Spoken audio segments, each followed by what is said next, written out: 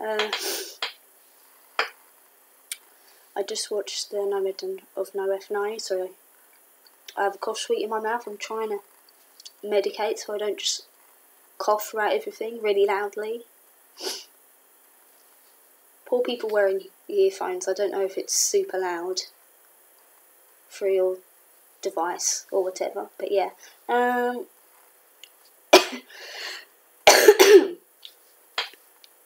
Yeah, if this is the first one of my videos you've seen for a while, sorry, I moved, university, been busy, been sick. It's not a fun time, but yeah, I am still doing videos. And people have been wondering where I'm from, apparently, lots of different comments. I'm from England. I just have a weird voice. Sorry guys. Nothing exciting. But yeah, I've just seen the Nomad of Nowhere finale, and it was very much enjoyable. Yeah, I was expecting a good time, and I did get a good time with a little bit of angst and stuff like that, which is necessary. It literally starts where it left off. Go with the poor pinata who just got beheaded. It's a nice touch, the sweets inside having red wrappers so it looks like blood, without actually having to do all the horrible gore that would come out without actually cutting off a real horse's head.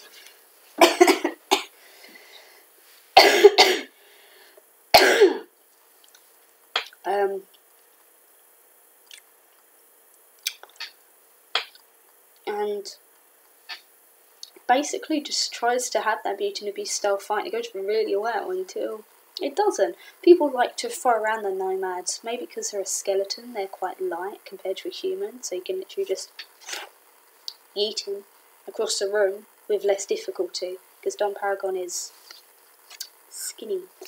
He's not tough like tough like Toff. So yeah, lots of throwing around. So that didn't last long, and it could have been anticlimactic, but no, they just used this as a way to divvy up characters to create some good character interactions.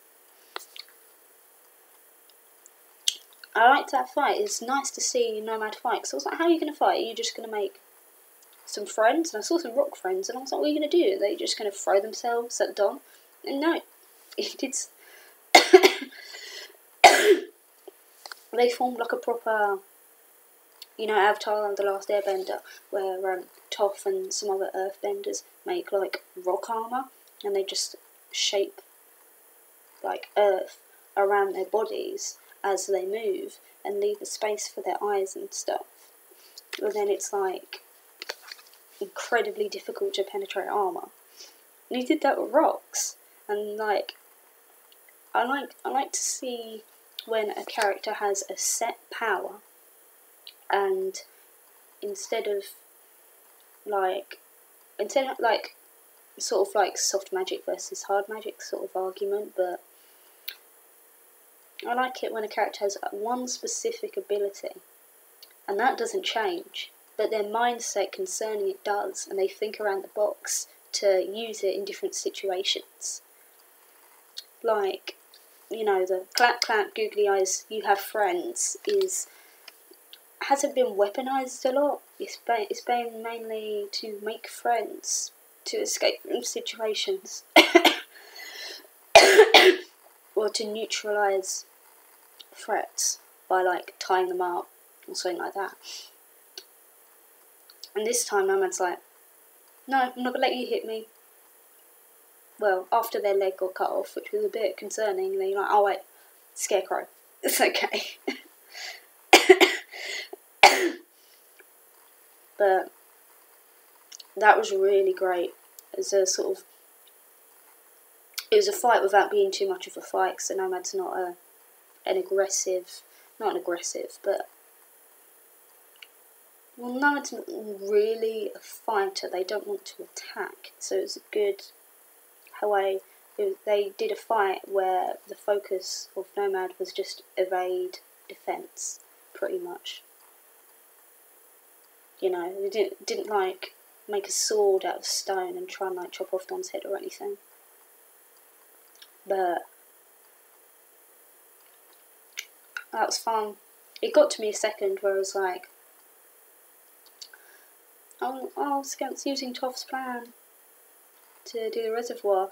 But I was like, are they going to have anything with Scout? With Scout and Toff? Are they just going to, I don't know, maybe Toff gets out of the prison somehow, like it knocks it into it. But I was like, I don't know, I think that's... I think I'm hoping for too much. And then, like, there we go, he's Toff. He's Toff, there you go. And I was like, oh, okay, I'll take that. She's not happy, understandably.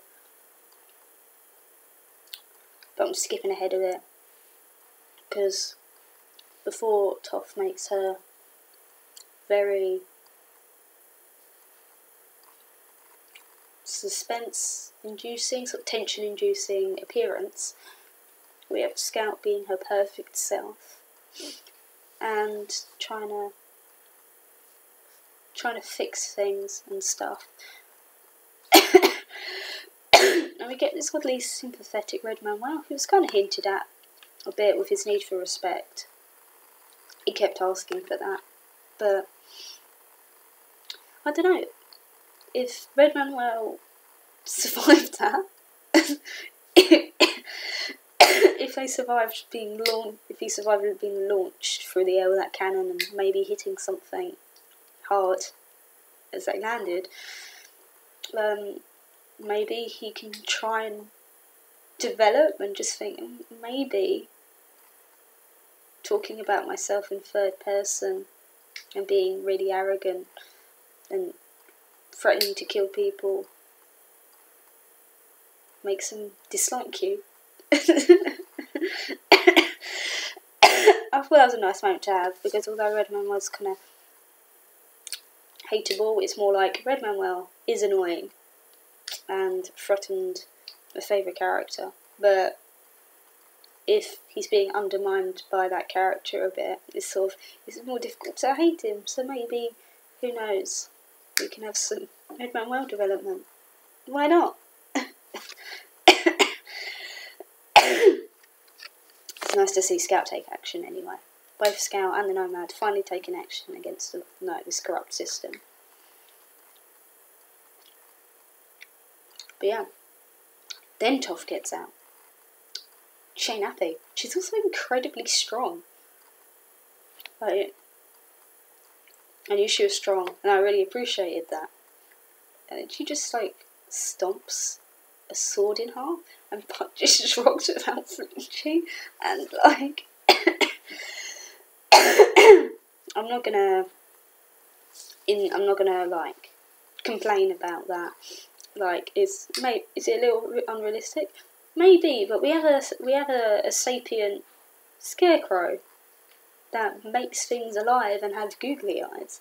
It very much follows this show's logic, and I very much like having women that are allowed to be very, very strong and tough.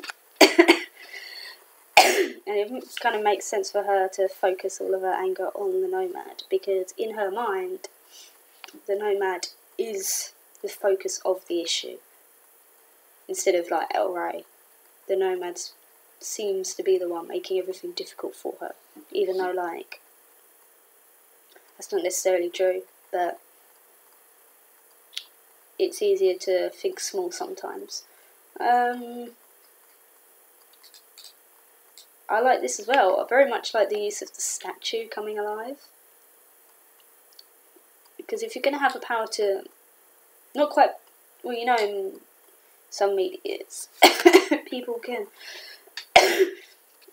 possess and take control of objects. And whenever they do, and there's like a giant, whenever there's someone with that kind of power and there's like a giant statue, you're just like, come on, do something with the statue, do something cool. And the Nomad does. It's like, yes. And doesn't attack as much until they get an axe thrown at them. The Scout's kind of standing in the way, so that was a bit, yeah. I don't think Toff was really thinking about that. I don't know if I want to excuse that action. That's very much a wrong thing to do. But it doesn't stop me from necessarily being a Toph fan. I do stan a couple of morally dubious characters whilst condemning their actions. I'm not romanticising or saying that you should throw axes at your love interests. That's not good.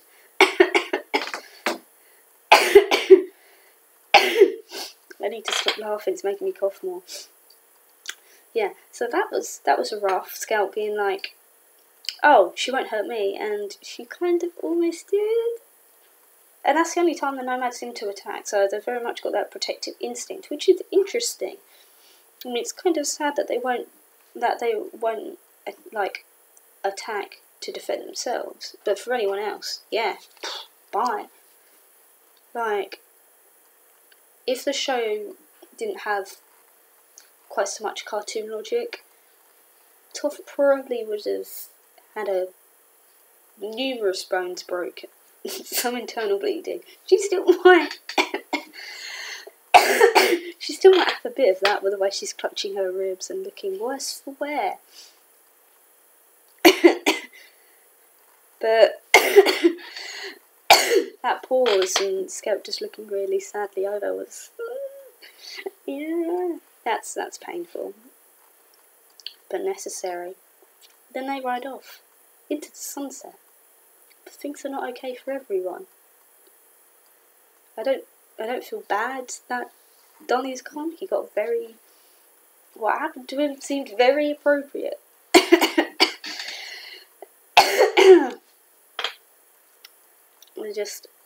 I really like the way El Rey was summoned. I really like it when if you're a big bad, if you're a villain, you gotta make an entrance, okay? You can't just be like, oh, I'm the villain, and just walk in. You gotta have a cool entrance. Whether you wanna, set things on fire like Cinder does, or fly somewhere, or appear. Like, I thought, Raven's more, I don't know if Raven necessarily counts as a villain, as more an antagonist. But that's a whole other debate about a different show, about Ruby. But whenever she comes in as a bird and transforms, I always thought, oh, that's really cool. I love it when villains use animal transformation as part of their thing. And now Rachel just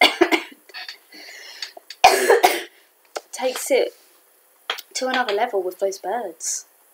That was just really cool. I really liked how they seem to talk at the same time, and that you can tell as soon as you see one that something's up with their eyes, and when you just look, and surrounded with these creepy birds, and you're like, oh, bye! It's nice knowing you, Don. But yeah, as soon as someone's like, oh, yeah, I'd like, hey, more YouTuber's character, I'd like a glimpse of your power. It's like, yeah, you're gonna get a glimpse of it. Probably gonna be used against you, though. That was quite satisfying. It's a good way of introducing sort of El Rey. I like don't really feel anger, emotions, just hunger. Really feeds into the idea that the crown is possessing El Rey. I don't know if they're necessarily going to go 100% that route. Maybe the king himself did have some agency in his turning evil and eating magic users.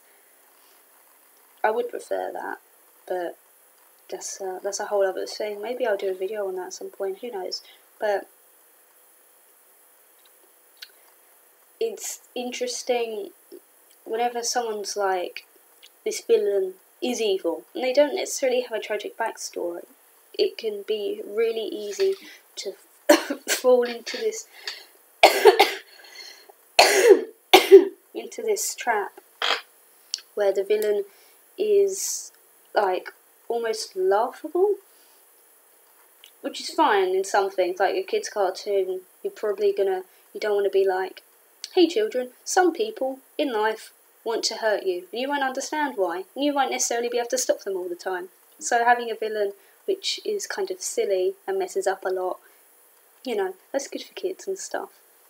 But as you get older, obviously you're just like, how did this villain ever get all these minions and that? They just yell at them. No one's good at their job. Why are they even a villain? But it's really easy. Yeah, my point is, it's really easy to, if your villain's like doesn't have this massive backstory, to fall into a trip where they're almost like either a plot device or comedy or something like that, and not like a full character. But and obviously you can't introduce a character straight away and have them develop. And you've got to pace this out. And I like how this was paced out. So we only just see a bit of El Rey just now, because this is when he becomes the most relevant when you look back throughout the series. And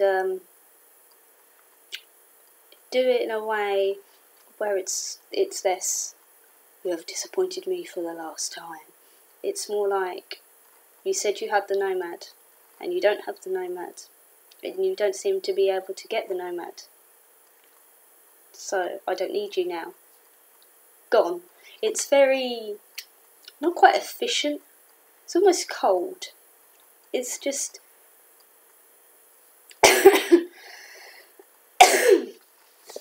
It doesn't seem like humans are very clever, intelligent creatures, but we're kind of dumb. We make a lot of decisions just based on emotion, and there doesn't seem to be, well, there isn't any there.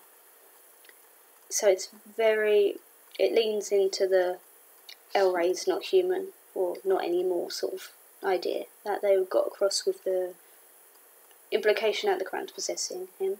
And I like that. Because if you can have someone possessed by this evil object, like, why would they just act like a normal person?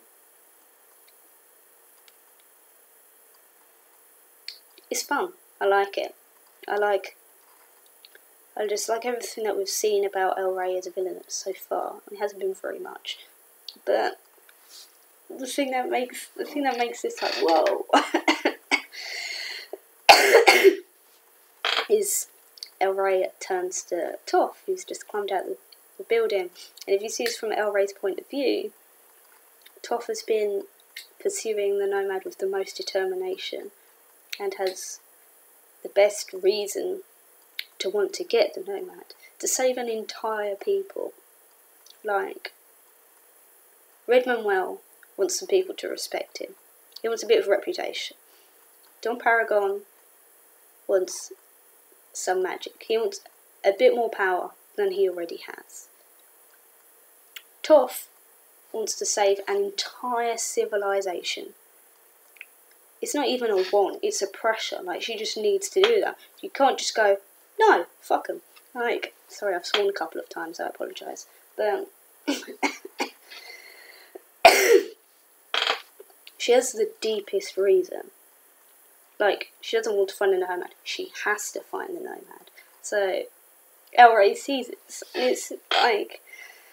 it seems kind of obvious in hindsight, but I just didn't think about one of the main characters, one of the sympathetic ones, being pushed into being Don. They're like in the new Don's position. And you don't think of it being Toph, who... She tells me what to do, but she doesn't seem like she wants to be a leader. She's not good with people. She's not very sociable, from what we've seen. She doesn't want power. And, well, the Don was very, like I said, a bit of a colonialist, and she's kind of the exact opposite of that. So I just didn't really see it coming, because there's this... Her and the Don are such different archetypes, but when you think about it logically and not with my emotional attachment to Toph, it makes sense, and that's why El Rey sort of went, well, you could be a good decision.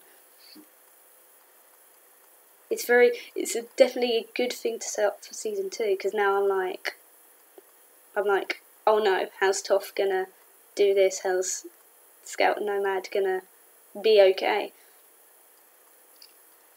It does create a bit of tension. I'm hoping for a bit of a Zuko arc with Toph, where she does redeem herself over time. it's definitely going to have to be over time now, because even if she does want to redeem herself, there's there's eyes everywhere, and they're evil, and they will eat you.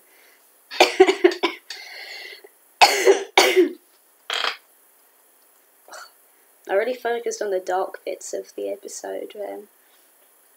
There were some happy bits, like the dandelions were finally happy. They played music during the fight, which is one of my favourite tropes. There's a bit of comedy there, but also in the first episode, Nomad said to Scout, "You can call me friend." Scout finally does. That's a nice sort of full circle thing. It's a nice thing to have, and it's what the audience wants. It's like, does it count as wish fulfillment if it makes narrative sense as well? It's what we wanted. And we got it. But as much as I am very happy that they both finally, like, properly joined up and have friends and people that have someone that's going to support them, what's their plan? They're going to go after El Rey, and as we've seen, even when he's not, even when he's on the other side of the country, he can come and kill you. Like, before it was sort of like, well, he has the 4 governors, and they all have people working under them, and almost everyone's been convinced that the Nomad is bad. We're starting to see people think otherwise, but mostly they think the Nomad is bad. And, well, that's already not good odds, a whole country against you. And then it's like, oh yeah, by the way, the guy in charge, he can just appear out of nowhere. If he knows where you are and wants to kill you, guess what he's gonna do? Which is, it's good. I'm attached to characters. I want them to be safe, I want them to be happy. They've done that well. If I didn't care about the characters, there'd be no tension here at all. So, kudos. Where do we go from here? There's a lot of potential. They can easily do, like, defeat one governor per series and then take on El Rey. But for all we know, they can make it last longer. I'm hoping it gets quite a few seasons. I hope it becomes a really popular show.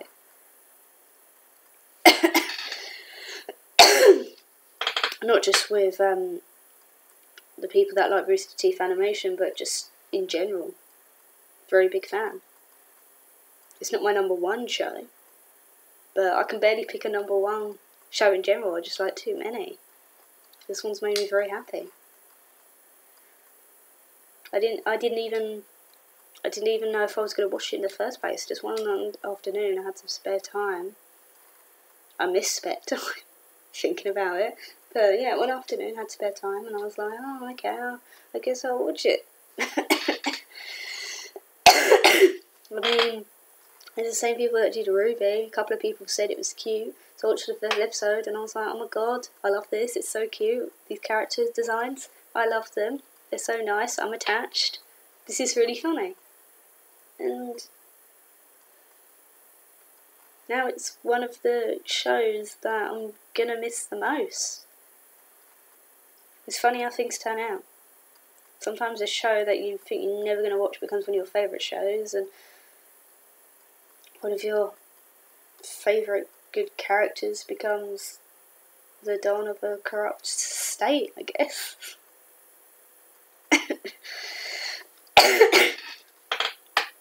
I'm glad the people have water now, but I don't know what's going to happen in the long term once the reservoir's been destroyed and everyone's found out that the Nomad's a scarecrow, because rumours have spread. They've very much upped the stakes. And yet I'm still hopeful.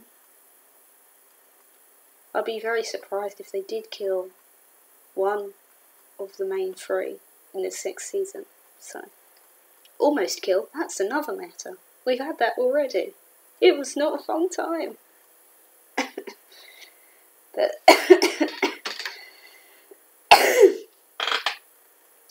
anyway, I could ramble on for 40 minutes and longer. I have done in other videos, so I'll stop. The point is, this has made me happy. I do plan on doing other videos in the future. It's just trying to find time. It's very difficult. And I probably will respond to some comments eventually.